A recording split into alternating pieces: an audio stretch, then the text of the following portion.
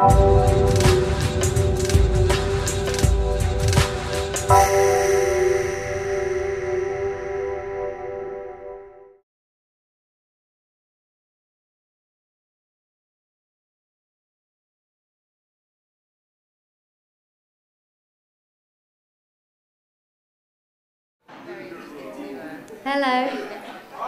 Hi. I'm Jess. Thank you all very much for making the effort. I know that everyone's pretty exhausted at this stage in the game, so I really appreciate seeing so many faces. I was recently with a friend of mine talking about a project that she runs, a very successful project that has an amazing impact on lots of people throughout the world. I think it's one of the best projects out there, and she was trying to make a decision about how best to represent that project at an event that wasn't Dislike Marketplace that we had this morning, where she knew there'd be people from the industry there, seeing what they were up to, seeing what was going on. And we were looking through a variety of different photos that showed the work they were doing, and there was one photo of this guy, and he was completely engaged in the work that he was producing. He was really focused, really dedicated. And I said to her, "Oh, that's beautiful." She said, "Don't you think it's a little bit community art?" And that's something that I've come across time and time again in different parts of my life, in different areas that I've worked, particularly in festivals, which is where I've spent a lot of my working life. There's the main stage where you put the real artists, and you have really good lighting and really good sound. And then there's the community art stage, where the artists are expected to pay their own travel, to perform voluntarily, to show up for free, and showcase at bad programming, bad time of day, generally not much lighting, and not much that really represents what it is that project is all about. And this is really prevalent, actually. There seems to be quite a massive fear of being defined as community art. It seems to be something that the community art sector itself now shies away from. And to me, that suggests that something has gone pretty wrong. Something's gone quite drastically wrong if community art has become something to be ashamed of. Because in my eyes, community art isn't amateur, it's not less than real art, it's not the poor cousin of real art. To me, community art is revolutionary, and that's what I'm here today to talk about why, I think that's important, and to talk about how I think we all need to play a part in reshifting the definition of community art. Now, you're going to have to excuse me for 1 second. I was meant to start my own timer so that Tim over there doesn't have to give me the finger halfway through this presentation. There we go. I'll just be aware I've done a couple of minutes. So in terms of my views as community art as a revolutionary form of art, there are more projects than I can count that I could use as examples to demonstrate that. But I'm just going to talk about a couple. One of which is one of the first projects that got me engaged in community art. When I came back from a gap year in Africa, like most gap year students, I was luckily going to change the world. Had a brilliant idea that was going to revolutionise not just theatre but international development. It was going to change everything that had gone before and make everything new and brilliant and fix all the problems that I'd seen. And that was, I was going to get a big lorry, and I was going to let the side down on the lorry, turn it into a theatre, go into communities for a couple of days, do a 2-day workshop, 30-minute enlightening play, and then bugger off again. It'd all be all right. So I started doing a bit of research into community art in Africa, into theatre in Africa, and I was a bit gutted. I realised it wasn't actually my idea. Some other people had kind of thought of that before me. And one of the more recent projects that really, really blew me away was a project called Adunya that happened in Addis Ababa in Ethiopia in kind of the early 2000s. It started.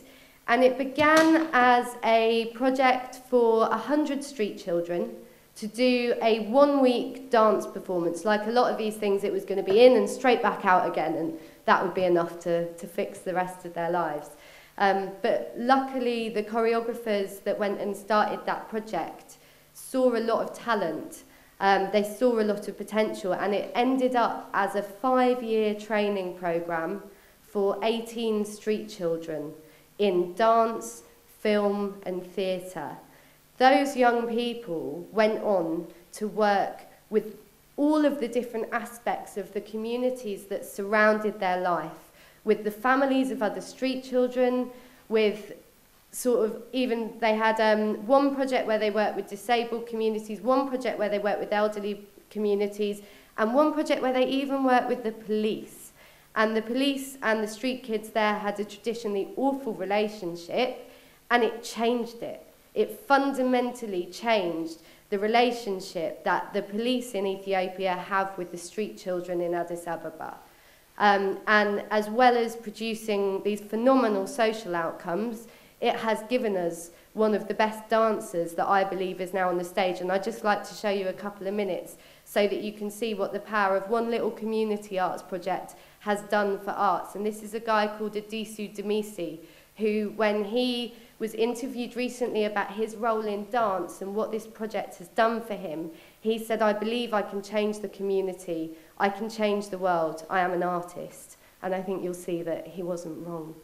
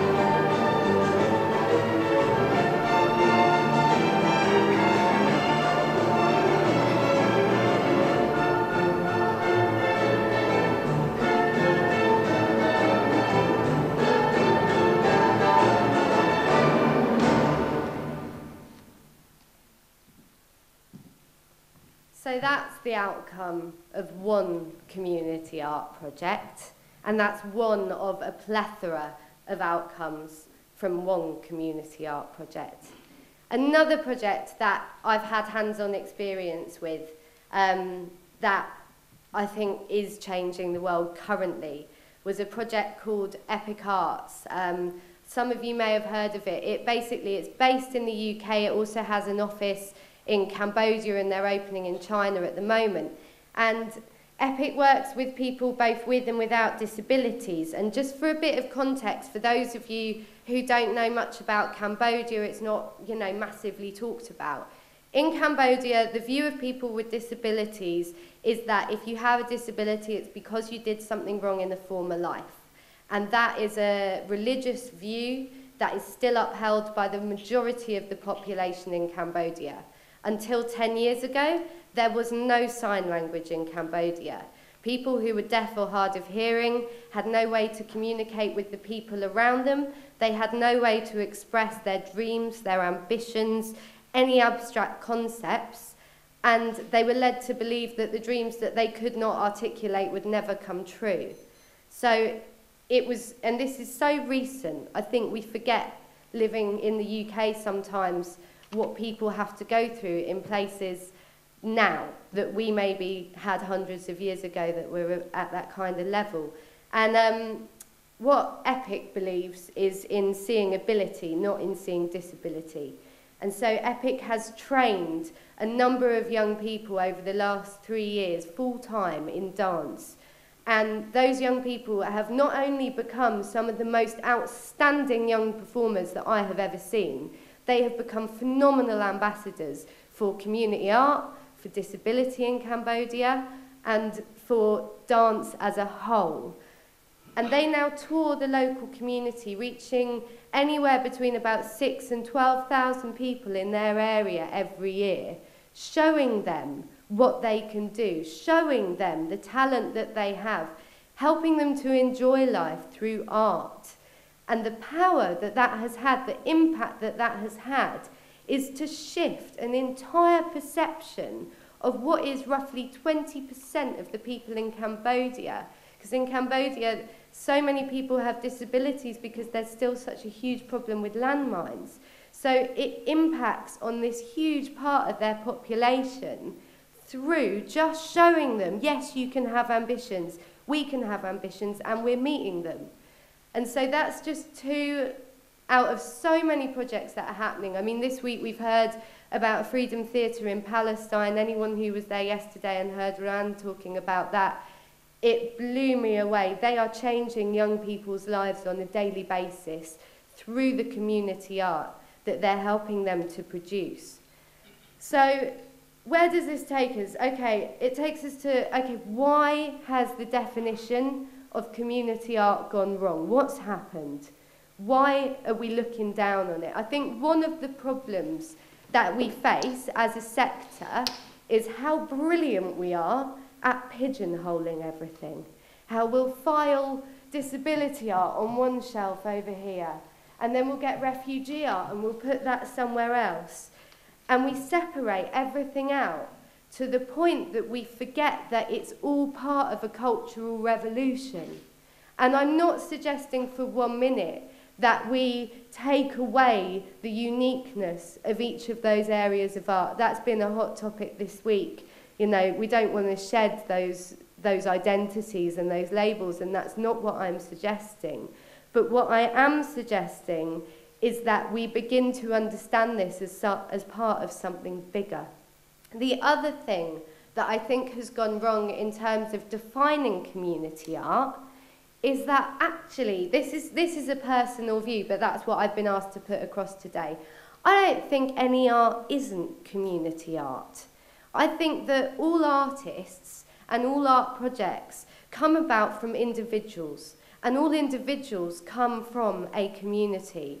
It is our communities that define our experiences, our beliefs, where we want to go, who we feel we are and where we come from. So in that vein, to me, all art's community art. There is no separating the community from the art, and that's part of why I think we need to reclaim this definition and say community art with pride, not as if it's something that belongs on at 1 o'clock on an afternoon at a festival as opposed to at 9 o'clock in the evening where it should be programmed. Now, why is it so important now, in the context of where we live now? It is not always easy to validate, in my mind, the arts above other areas. When I've been in development contexts, and I sit down around a table and I'm talking to one guy who's a doctor looking after malaria injections, and I'm talking to someone else who's helping kids to not have illiteracy problems, talking to people who work with water, agriculture, sanitation. I sometimes find it a little bit difficult to go, hi, I'm Jess, I work on a dance project. But actually, I've had to really think about that. I've had to really reconcile, is this okay? Is it okay for money and resources to go into community art? And the answer that I have come to, and what I will stand firmly and believe that will keep me working in this field, is that we have the right to a lot more than just existing. We have the right to expression, and we have the right to enjoyment and to entertainment and to have access to something that gives us a voice. So yes, community art is a critical aspect in diversifying human development as we move forward. So A, we need to understand that all art is community art, and B, we need to understand that without community art, development and moving forward becomes a very dry thing. It lacks a diversity, it lacks a dimension of expression that is relevant and crucial to continuing to be able to understand different people's identities, understand people's dreams and articulate their desires. And I think that's something we all, need to remember how important the work that we are doing is. And the work of the different communities that we've seen here this week, that needs to be in the public eye. That needs to be something that we are getting people excited about. We've got a duty as people in the arts sector to promote community art, to promote community as a concept as a whole. So this takes me on to thinking about what all the different positive outcomes are of community art.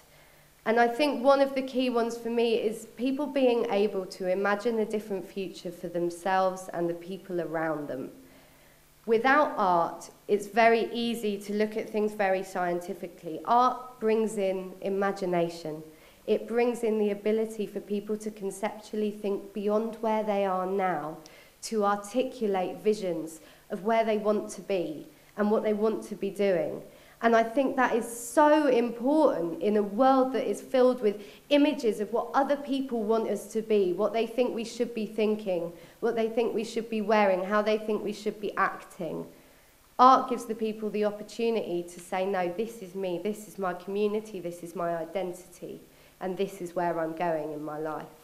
So I don't think we should forget the importance of that in the culture that we live in at the moment. So when viewed as a holistic cultural revolution, which is what I think community art is, when we take it out of its boxes and we lay it on the table, we have a much better opportunity to allow community art to reach its full potential in terms of impacting on the world, in terms of impacting on the different societies and communities that we live in. So we need together to go, actually, we're really proud that we're all part of one cultural revolution that is happening across the world. And we're going to wave that flag, we're going to program that, we're going to put that out there for people to see. Because when people get to see community art, they get a window into other cultures. They get access to really seeing the diversity that does exist in our society. We're privileged. We've been here this week. We've seen the diversity of communities and art that lives in this society, and we've seen it in all of its beautiful colours. But not everybody gets that, but we have the opportunity to make sure that they do. So I do think that's something that we all need to make sure that we're waving the banner for and that we're pushing in our venues, in our events, within our theatre.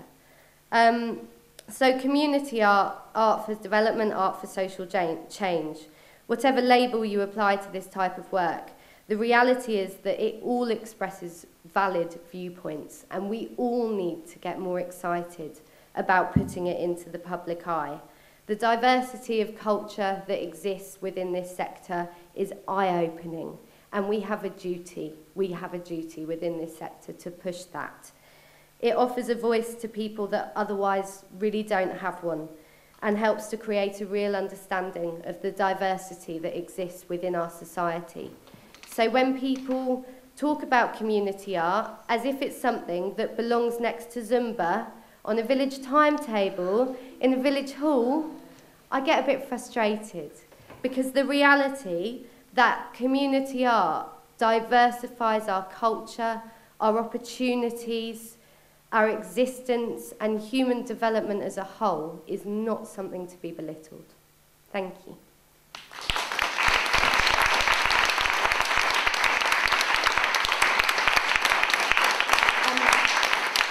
There's no Q&A or anything, but I'll be around this evening and I'll be around tomorrow morning, so feel free to come and have a chat if I've riled you or otherwise.